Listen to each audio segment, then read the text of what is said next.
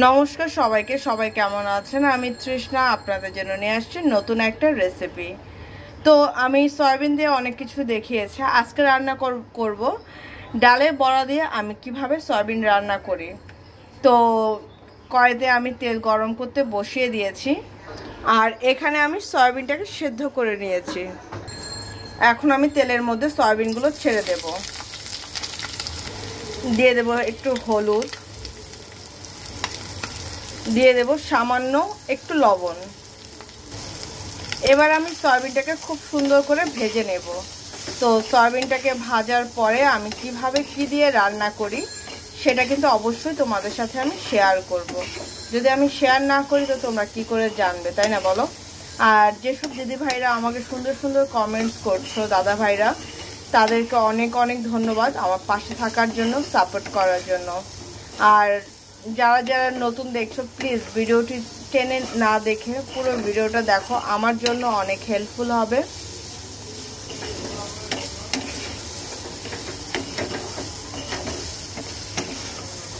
তো সয়াবিনটাকে আগে আমি একটু ভাজার পর আমি তোমাদের দেখাবো কতটুকু ভাজলাম। দেখো আমার কিন্তু সয়াবিনগুলো সুন্দর মতন ভাজা হয়ে গেছে, আমি এখন এগুলো তুলে নেব। তো সয়াবিন ভাজা কড়াইতে আমি একটু তেল দিয়ে নিয়েছি। এখন আমি এর মধ্যে দিয়ে দেবো দুটো তেজপাতা, দিয়ে দেব গোটা জিরা। তো গোটা জিরা আর তেজপাতাটাকে আমি কয়েক মিনিট ভেজে নেব।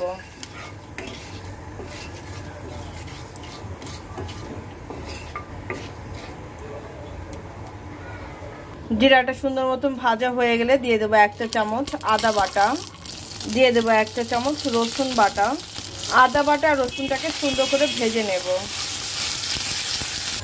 আদা আর রসুন বাটাটা কয়েক মিনিট ভাজার পর দিয়ে দেব 2 চা চামচ পেঁয়াজ বাটা। প্রথমে দিয়ে দিলাম 1 চা চামচ, এই হলো 2 চা চামচ। এবার সুন্দর করে কষাতে হবে। এর মধ্যে আমি এক এক করে সবকিছুই দিয়ে দেব, ঠিক আছে? যাতে আদা রসুনের সাথে সাথে মশলাটাও কষানো হয়ে যায়। দিয়ে দেব 1 চা চামচ হলুদের গুঁড়া, দিয়ে দেব 1 চা চামচ ধনিয়া গুঁড়া, দিয়ে দেব স্বাদ অনুযায়ী কাঁচামরিচ। স্বাদ অনুযায়ী বলতে যে রকম ঝাল খেতে পছন্দ করেন। তো আপাতত আমি এটাকে সুন্দর করে কষাবো। ঢেকে দেওয়ার আগে আমি এর মধ্যে দিয়ে দেব হচ্ছে লবণ।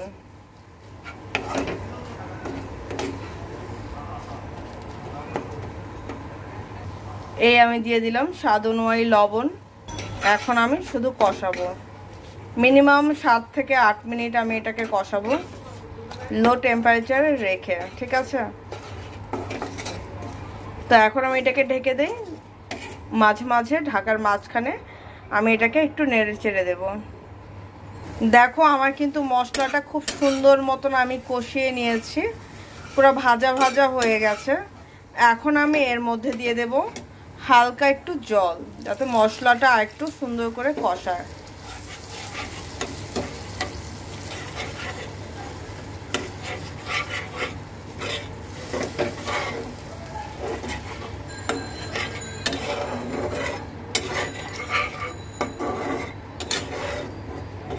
তো মশলাটাকে আমি এখন একটু কষাতে দেব, ঠিক আছে? তো মশলাটা একটু কষুক, এটাকে ঢেকে দেব। মাঝখানে 2-3 বার আমি এসে নেড়ে চেড়ে দেব। দেখো আমি যে সয়াবিন রান্না করব তোমাদের যে বলেছিলাম ডালের বড়া দিয়ে, এটা মসুরি ডালের সুন্দর হালকা আমি একটু ভেজে নিয়েছি। আজকে এটা দিয়ে রান্না করব সয়াবিন। দেখো মশলা কষাতে কষাতে কিন্তু আমার মশলার তেল ছেড়ে দিয়েছে। এখন আমি করব যে ডালের বড়াগুলো ভেজে রেখেছিলাম সেই বড়াগুলি দিয়ে দেব। আমি একটু মশলার সাথে কষাবো, শুধু ডালের বড়া না, আমি এর মধ্যে আমি এখন সয়াবিনও দিয়ে দেব। আমি সয়াবিন আর মশলাটাকে একটু সুন্দর করে কষাবো, যেন প্রত্যেকটা মশলার সাথে ওর ভালো একটা জিনিস কম্বিনেশন হয়। এই আমার ভেজে রাখা সয়াবিন, আমি এখন সয়াবিনটাকেও দিয়ে দেব। এখন আমি খুব সুন্দর মতন কষাবো। আমি এখন এটাকে ঢেকে কষাবো মিনিমাম 3 থেকে 4 মিনিটের মতো।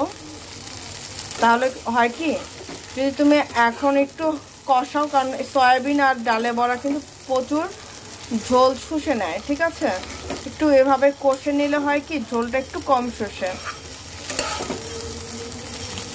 আমার ধারণা, আমি জানি না তোমাদের কাছে কীরকম কি হতে পারে, অন্যরকমও হতে পারে। আমি এখন এর মধ্যে দিয়ে দেব 1 চা চামচ জিরার গুঁড়া। এই আমি দিয়ে দিলাম 1 চা চামচ জিরার গুঁড়া।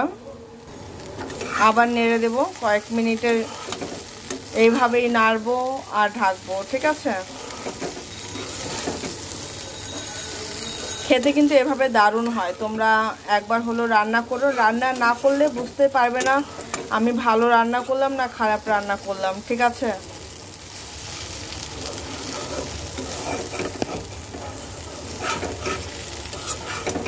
তো আমি এখন এটাকে ঢেকে দেব।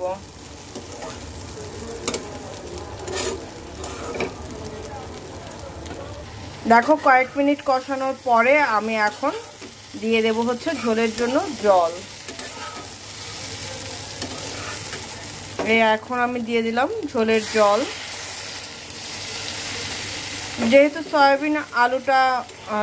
সয়াবিন আর ডালের বড়া প্রচুর ঝোল করে, অবজার্ভ করে, তো ওইভাবে আপনারা একটু বুঝে দেবেন। ধরেন এতটুকু ঝোল রাখবেন, তাহলে কি করতে হবে, আরও কিছুটা জল দিতে হবে।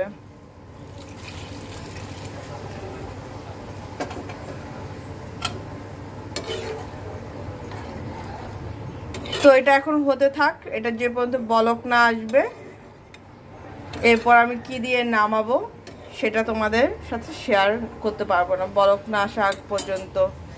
তো এটা বলক আসতে থাক, তারপর তোমাদের সাথে আমি দেখাচ্ছি কি দিয়ে নামাই। দেখো আমার কিন্তু বলক চলে আসছে। আমার মনে হয় আমার এতটুকু ঝোল রাখলেই এনাফ, কারণ এটার মধ্যে কিন্তু ঝোলটা শুষে যাবে। এর মধ্যে আমি দিয়ে দেব গরম মশলা বাটা, খুব বেশি দেব না, 1 চা চামচের মতন গরম মশলা বাটা দিয়ে দিলাম। এখন আমি এটাকে একটু নেড়ে দেব।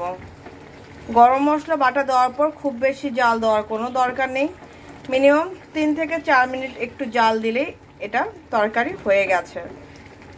তারপর ঝাল লবণ পরিমাণ মতন হলেই নামিয়ে নেবে। তো আমি এখন এটাকে নামাবো, নামানোর পর তোমাদের সাথে ফাইনাল লুকটা শেয়ার করছি, ঠিক আছে? কালারটা কিন্তু সে আসছে, তাই না বলো? খেতেও দারুণ হয়েছে, কারণ আমি লবণ টেস্ট করেছি।